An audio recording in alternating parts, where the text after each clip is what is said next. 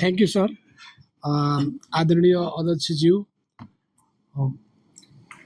आदरणीय सरहरू, एकदम खुसी लाग्यो यो नयाँ कन्सेप्ट यहाँहरूले डेभलप गर्नुभयो। जस्तो यो बिचमा पनि थुप्रै अध्ययनहरू भयो होला, यत्तिकै चाहिँ यो यहाँ आएको छैन, ठुलो सोच पनि होला। जो एउटा पवित्र एउटा राम्रो उद्देश्य राखेर अगाडि बढाउनु भएको छ। यसको सफलताको शुभकामना दिन चाहन्छु र यसमा हामीलाई पनि अब सहभागिता हुने भइरहने जुन मौका यहाँले प्रदान गर्नुभयो यहाँहरूको टिमले, त्यसको लागि पनि म आभार प्रकट गर्न चाहन्छु। अब यो कामहरू बिस्तारै अगाडि बढ्ला। यहाँ विभिन्न म त यहाँ केही पनि होइन जस्तो लागिरहेको छ मलाई। सरहरू यहाँ दिग्गज सरहरूको उपस्थितिमा यहाँ बसेर यहाँ परिचय मात्रै गर्न पाउँदा नि मलाई धेरै खुसी लागिरहेको छ।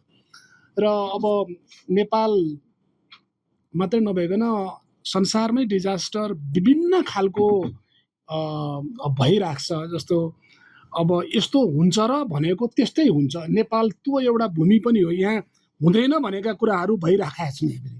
अरू खालका डिजास्टरहरू जस्तो अन्यत्र पनि अस्ति भर्खर अब हामीले देखेको खालि भूकम्प, हामीलाई नै थाहा थिएन यस्ता भूकम्प आउँछन्।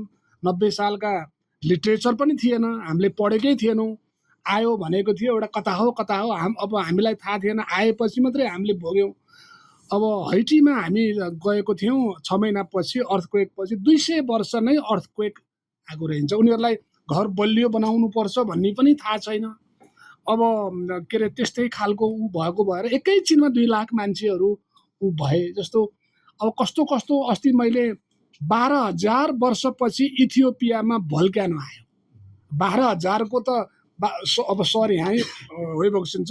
12,000 को कसले कल्पना गर्छ? न 12,000 अगाडिको इतिहास हुन्छ, न कुनै लेखिएको हुन्छ, न प्रविधि हुन्छ, होइन सर?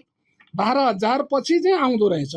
अब हामी कहाँ पनि अब विभिन्न खालको उसैले हामीलाई सिकाउँदै गइराखेको छ र पब्लिकहरूलाई अवेरनेस गर्न जरुरी छ। म आफै के भन्छु भने घरमा भुइँचालो आयो, यो दराजहरू अब भनिराखेको छ अलि बलियो गर्नुपर्छ भने मैले घरमा कन्भिन्स गर्न सकेको छैन। अहिले किन यो कसकास गर्न पर्यो? गइसक्यो, अब हाम्रो पालाभरि आउँदैन भने जस्तो गर्छ। अब मान्दैनन्, किनभने हामीले घरमा कन्भिन्स गर्न सक्दो रहेछौँ भने आम कम्युनिटीलाई अवेरनेस ल्याउन चुनौतीपूर्ण पनि छ। तर हामी सबैले योजनाबद्ध हिसाबले राम्रो उद्देश्यले के अरे अगाडि बढ्यौँ भने सफलता हात लाग्छ र अरू फेरि पछि यस्तो फोरमहरू प्राप्त हुँदै जानेछ। पुनः सफलताको शुभकामना सहित मेरो 2 शब्द यही अन्त्य गर्छु। धन्यवाद।